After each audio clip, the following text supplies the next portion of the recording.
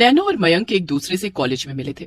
College के समय से ही दोनों एक दूसरे को चाहने लगे थे और फिर कॉलेज खत्म होने के बाद उनकी शादी तय हो गई। लेकिन उनकी जिंदगी में सब कुछ बदल गया जब शादी से ठीक पहले नैना का एक भयंकर एक्सीडेंट हुआ और वो अपाहिज हो गई। आइए देखते हैं कैसे शुरू हुई थी नैना और मयंक की प्रेम कहानी और नैना के अपाहिज होने से उनकी कहानी में क्या मोड़ आने वाला था। बात तब की थी जब नैना और मयंक के कॉलेज का आखिरी दिन था और मयंक नैना के पास आता है और उससे कहता है, नैना, आज कॉलेज का आखिरी दिन है और शायद इसके बाद हम दोबारा ना मिल पाए, इसलिए मैं तुमसे कुछ पूछना चाहता हूँ। हाँ हाँ बोलो मयंक, क्या कहना चाहते हो तुम? दरअसल नैना, मैं तुम्हें बहुत ज्यादा चाहता हूँ और मैं तुमसे शादी करना चाहता हूँ। क्या तुम मुझसे शादी करोगी? ये सुनकर नैना हंसने लगती है और मयंक से कहती है हाँ मयंक, बिल्कुल, मैं तो कब से इंतजार कर रही थी कि तुम मुझसे ये सवाल पूछो। क्या क्या सच में नैना? हाँ और क्या मयंक, लेकिन तुमने ये कहने में कितना ज्यादा वक्त लगा दिया। खैर, देर से ही सही, अब तुमने अच्छा काम तो किया। कुछ समय बीत जाता है और मयंक की एक अच्छी जगह जॉब लग जाती है। नैना भी एक अच्छी जगह पर जॉब कर रही थी, इसीलिए दोनों के घर वाले भी शादी के लिए राजी हो जाते हैं। एक दिन मयंक अपने घर वालों को लेकर नैना के घर उसे देखने आ जाता है। बहन जी, हमें तो नैना बहुत पसंद है। दोनों बच्चे अपने काम में भी सफल हो गए हैं और नौकरियां कर रहे हैं। मेरे हिसाब से तो हमें जल्दी ही इनकी शादी कर देनी चाहिए। सुनकर सभी लोग एक दूसरे को मीठा खिलाते हैं और नैना और मयंक भी बहुत खुश होते हैं और इसी के साथ दोनों घरों में जोरों शोरों से शादी की तैयारियां शुरू हो जाती हैं। ऐसे ही एक दिन नैना अपनी बहन मीरा के साथ साड़ियों की शॉपिंग करने जाने वाली थी। तभी उसे मयंक का फोन आता है। हाँ नैना, क्या हुआ? तुमने मुझे पहले फोन किया था। वो दरअसल मयंक, आज मैं अपनी बहन मीरा के साथ शॉपिंग करने जा रही हूँ, तो क्यों ना तुम भी मुझे बाजार में मिल जाओ, फिर तुम भी मेरी साड़ियां खरीदने में मदद कर सकोगे। क्या तुम भी नैना? साड़ी खरीदने में मैं कैसे तुम्हारी मदद कर पाऊंगा, लेकिन मैं आने की पूरी कोशिश करूंगा और फिर हम साथ में तुम्हारे मनपसंद दही के बताशे भी खाएंगे। हाँ ठीक है मयंक, तो फिर हम बाजार में मिलते हैं। मैं और दही के बताशे तुम्हारा इंतजार करेंगे। नैना खुशी खुशी तैयार होकर मीरा के साथ बाजार के लिए निकल जाती है।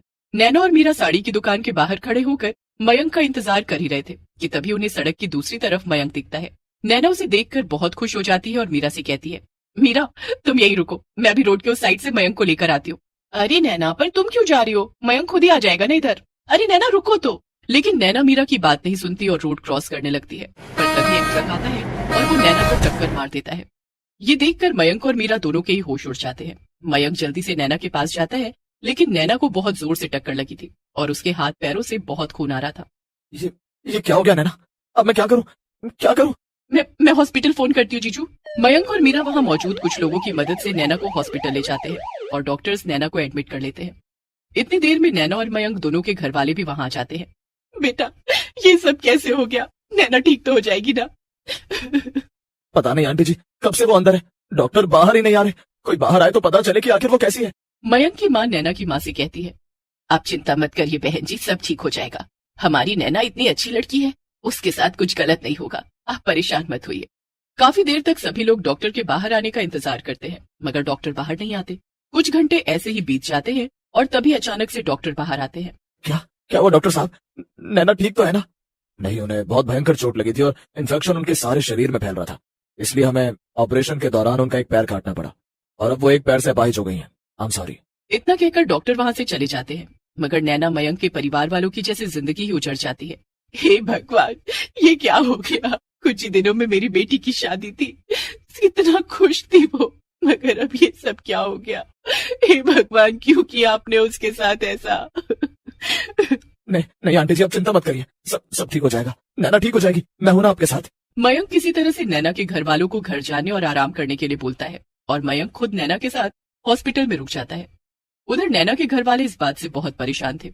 ये तो बहुत ही बुरा हुआ हमारे साथ, अब मयंक नैना से शादी नहीं करेगा। हाँ, और अब हम कुछ भी नहीं कर सकते, अभी तो नैना को होश भी नहीं आया है।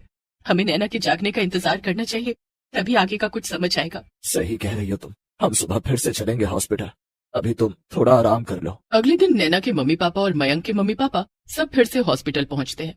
अब तक नैना को भी होश आ चुका था। मयंक बेटा, नैना कैसी है? उसे होश आया? हाँ माँ, उसे होश आ गया है और डॉक्टर्स ने कहा है हम उससे मिल सकते हैं। ठीक है, फिर चलो हम सब उससे मिलने जाते हैं। सभी लोग नैना के कमरे में जाते हैं। नैना, तुम ठीक तो हो ना? मयंक, मुझे माफ करना, मगर अब मैं तुमसे शादी नहीं करूंगी।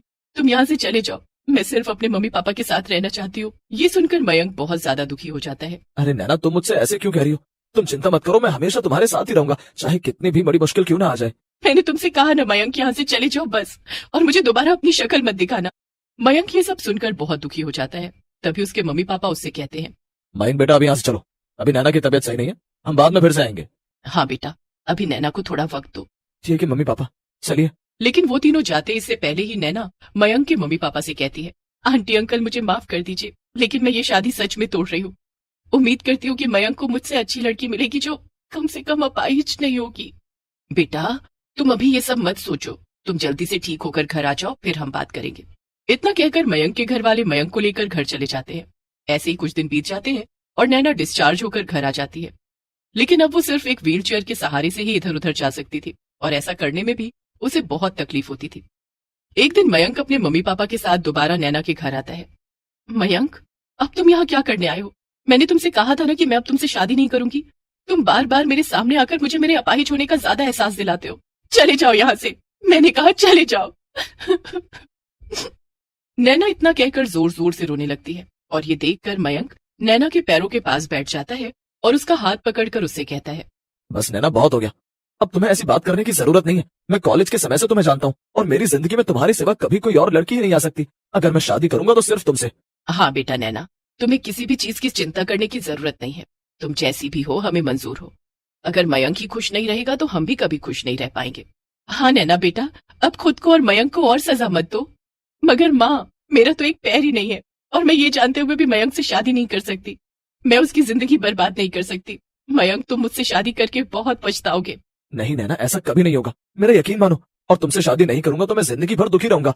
नैना कुछ सोच में पड़ जाती है, लेकिन मयंक उससे कहता है, बस नैना, अब तुम ज्यादा मत सोचो, सिर्फ वो कहो जिससे तुम्हें खुशी मिलेगी। ठीक है मयंक, मैं तुमसे शादी करूंगी।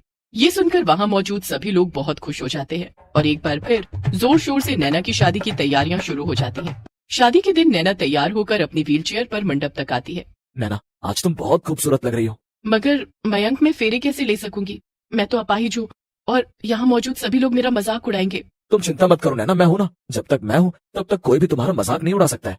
इतना कहकर मयंक नैना को अपनी गोद में उठा लेता है और ऐसे ही उसके साथ साथ फेरे ले लेता है। अब नैना, जब तक मैं तुम्हारे साथ हूँ तुम्हें किसी और चीज की चिंता करने की जरूरत नहीं है। कोई भी तुम्हारा मजाक नहीं उड़ाएगा। मैंने तुमसे प्यार करके अपनी जिंदगी का सबसे अच्छा काम किया है मयंक। नैना की आंखों में आंसू थे मगर वो मुस्कुरा रही थी। वहाँ खड़े सभी लोग ये देखकर भावुक हो जाते हैं। इसी तरह नैना की शादी मयंक से हो जाती है और मयंक के माता पिता के घर अपाहिज बहू आ जाती है। लेकिन फिर भी उसके घर वाले कभी उसे ऐसा महसूस नहीं होने देते कि वो अपाहिज है। कामिनी कल्याणी देवी की इकलौती बेटी थी। कल्याणी देवी शहर की सबसे अमीर औरतों में से एक थी, लेकिन कामिनी को एक गरीब लड़के से प्यार हो जाता है और वो कल्याणी देवी की मर्जी के खिलाफ जाकर उससे शादी कर लेती है। कामिनी और अमन एक साथ एक ही कॉलेज में पढ़ते थे। अमन पढ़ने में काफी तेज था। वो पढ़ाई में कामिनी की मदद भी करता। अमन, देखो ना, इस सवाल का हल ही नहीं मिल रहा। यहाँ बैठो, देखो इस सवाल का हल यहाँ है, मैंने बना लिया है। तुम इसे पढ़ लो और समझ में ना आए तो कॉपी घर ले जाकर अच्छे से पढ़ लेना। अमन का शांत और सरल स्वभाव कामिनी को बहुत अच्छा लगता था। अमन कितना अच्छा लड़का है ना, जी चाहता है कि हमेशा इसी से बातें करती रहूं। कामिनी हर वक्त अमन के साथ रहती। धीरे धीरे कॉलेज की पढ़ाई पूरी हो गई। एक दिन कॉलेज की पढ़ाई पूरी हो गई है, अब मैं अमन से कैसे मिलूंगी? मैं उससे मिले बिना नहीं रह सकती। कहीं मुझे अमन से प्यार तो नहीं हो गया? कामिनी को एहसास हो जाता है कि वो अमन से प्यार कर बैठी है।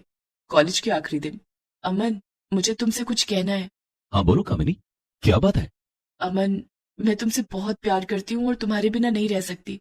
क्या तुम मुझसे शादी करोगे? ये तुम क्या कह रही हो कामिनी? तुम तो जानती हो ना कि हमारे बीच अमीरी और गरीबी की कितनी गहरी खाई है। तुम्हारी माँ शहर की सबसे अमीर औरत है, करोड़ों का बिजनेस है उनका, और मेरे पापा मामूली से टैक्सी ड्राइवर। वो सब मैं कुछ नहीं जानती। मैं आज ही माँ से हमारी शादी की बात करूंगी। जैसी तुम्हारी मर्जी। कामिनी उस दिन घर जाकर कल्याणी देवी को अमन के बारे में बताती है। क्या तुम एक टैक्सी ड्राइवर के बेटे से शादी करोगी? नहीं कामिनी, मैं ऐसा हरगिज नहीं होने दूंगी। लेकिन माँ, मैं अमन के अलावा किसी और से शादी नहीं करूंगी। दूसरे दिन कामिनी अमन को मिलने के लिए बुलाती है। अमन, माँ तो हमारी शादी के लिए राजी ही नहीं है। मैंने तो तुम्हें पहले ही कहा था। चलो हम लोग मंदिर में जाकर शादी कर लेते हैं।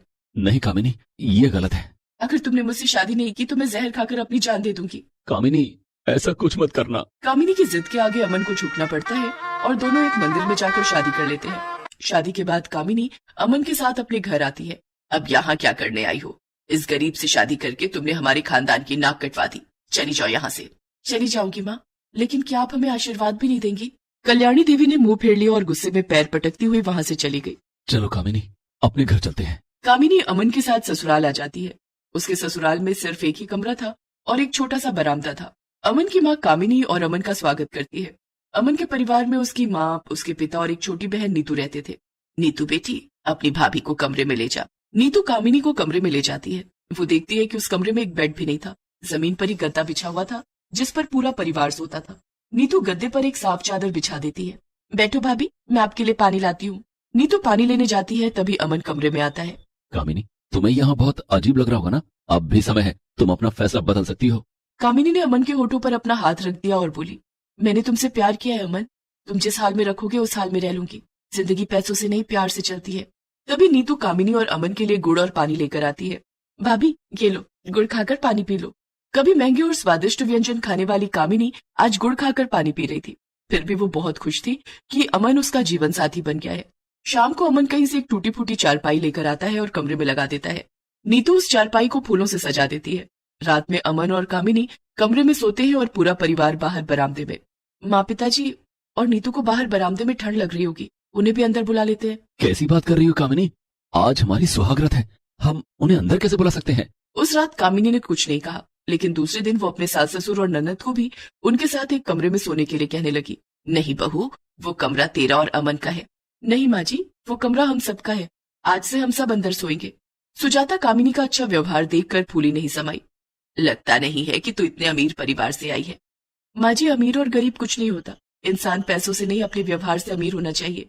शादी के कुछ दिन बीत गए। कामिनी ने घर का कामकाज संभाल लिया था। इधर अमन नौकरी की तलाश करने लगा।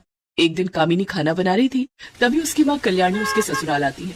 उनके हाथ में एक बड़ा सा डब्बा था। माँ को देखकर कामिनी ने कहा, अरे माँ, आपने मुझे माफ कर दिया। क्या करूं, माँ हूं ना, अपनी औलाद से कब तक नाराज रहूंगी। आज तेरा बर्थडे है, याद है तू कितने धूमधाम से अपना बर्थडे मनाती थी। लेकिन यहाँ तो किसी को बर्थडे के बारे में कुछ पता ही नहीं होगा। अमन को तो याद भी नहीं होगा। देख, मैं तेरे लिए केक और गिफ्ट लाई हूँ। कल्याणी देवी की बातें कामिनी को बिल्कुल भी अच्छी नहीं लग रही थी। ये तुम क्या कह रही हो माँ? यहाँ सबको मेरा बर्थडे पता है। सबने मुझे सुबह सुबह ही विश कर दिया और अमन तो केक लाने बाजार गए हैं, आते ही होंगे। तुम बैठो, मैं तुम्हारे लिए पानी लाती हूँ। नहीं नहीं, तुम्हें तो पता है मैं गंदी जगहों पर पानी नहीं पीती। तुम ये केक काट कर अपना जन्मदिन मना लेना, मैं चलती हूँ। अरे समधन जी, थोड़ी देर बैठिए फिर चले जाइएगा। माना कि हम लोग गरीब हैं, लेकिन इतने भी गरीब नहीं कि घर आए मेहमान को चाय पानी भी ना पिला सके। मैं आपके लिए बाहर से बोतल वाले पानी मंगवा देती हूँ। नहीं नहीं, बस रहने दीजिए, मैं चलती हूँ, मुझे जरूरी मीटिंग में जाना है। कल्याणी देवी घर से बाहर निकल रही थी, तभी अमन उन्हें दरवाजे पर मिल गया। कल्याणी देवी ने देखा कि अमन के हाथ में कागज का टुकड़ा था। अरे माँ जी, आप? तुम तो केक लाने गए थे ना? केक? मैं कुछ समझा नहीं। लेकिन मैं सब समझ गई। कल्याणी देवी वहाँ से चली जाती है। अमन घर के अंदर आता है। कामिनी, आज तुम्हारा बर्थडे है क्या? हाँ भैया, आज भाभी का बर्थडे है और भाभी ने हमें बताया भी नहीं। सॉरी कामिनी, मुझे याद ही नहीं था। कोई बात नहीं अमन, मेरा नया जन्म तो उस दिन हुआ था जिस दिन हमने शादी की थी। मेरी बहू बड़ी समझदार है। उस दिन नीतू खीर बनाती है और सब कामिनी का बर्थडे मनाते हैं।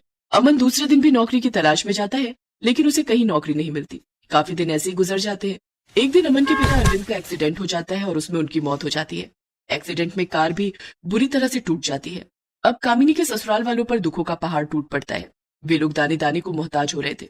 कल्याणी देवी को इस बात का पता चलता है तो वे कामिनी के घर आती हैं और अपने साथ खाने पीने का सामान भी लाती हैं। देखो कामिनी, तुम चाहो तो मैं तुम्हारे पति को नौकरी पर रख सकती हूँ। कामिनी खुश हो जाती है। सच माँ? हाँ, मेरा ड्राइवर कल से छुट्टी पर जा रहा है। अमन से कह दो कल से मेरी गाड़ी चलाए। महीने के 12,000 रुपए दूंगी। क्या आप अपने दामाद को अपना ड्राइवर बनाएंगी? उसके लायक यही काम ठीक है। तुम देख लो, मंजूर है तो ठीक, नहीं तो अच्छा, मैं चलती हूँ। तभी अमन वहाँ आ जाता है। मुझे मंजूर है सासू माँ। लेकिन अमन? कोई बात नहीं कामिनी, कोई काम छोटा या बड़ा नहीं होता। दूसरे दिन से अमन कल्याणी देवी का ड्राइवर बन जाता है और उन्हें रोज ऑफिस छोड़ता, ऑफिस से घर ले आता। कल्याणी देवी अमन के साथ नौकरों जैसा बर्ताव करती। जैसे कल्याणी देवी के कार में बैठने से पहले अमन को कार का दरवाजा खोलना पड़ता और जब वो बैठ जाती तो वो दरवाजा बंद करता। एक दिन की बात है, कल्याणी देवी अपने किसी क्लाइंट को पैसे देने जा रही थी। उनके हाथ में एक सूटकेस था जिसमें लगभग 10 करोड़ रुपए थे। कल्याणी देवी पैसों से भरा सूटकेस लेकर गाड़ी में बैठी और अमन गाड़ी चला रहा था, लेकिन शायद किसी को इसकी भनक लग गई थी। कुछ गुंडों ने कल्याणी देवी की गाड़ी घेर ली और कल्याणी देवी पर बंदूक तान दिया। बुढ़िया, चुपचाप सूटकेस मेरे हवाले कर दे, नहीं तो भेजा उड़ा दूंगा। तभी अचानक से अमन ने उन गुंडों पर हमला कर दिया। उसकी बंदूक दूर जा गिरी। अमन अकेला था और गुंडे काफी थे। अमन अकेला ही उनसे मुकाबला करने लगा। इसी बीच मौका पाकर कल्याणी देवी ने पुलिस को फोन किया। थोड़ी देर में पुलिस आ गई और गुंडों को पकड़ लिया। अमन लहूलुहान हो चुका था। कल्याणी देवी उसे अस्पताल लेकर गई और उसका इलाज करवाया। पुलिस की तफ्तीश में पता चला कि कल्याणी देवी पर उनके मैनेजर ने ही हमला करवाया था, जिसके बाद कल्याणी देवी ने अपने मैनेजर को नौकरी से निकालकर अमन को अपना मैनेजर रख लिया। उसे रहने के लिए बंगला भी दिया। मुझे माफ कर दे कामिनी बेटी, तूने सचमुच अपने लिए हीरा तलाशा है। आज से मेरा सारा बिजनेस तुम दोनों का है। अब तुम दोनों इसे संभालो और मुझे आराम करने दो।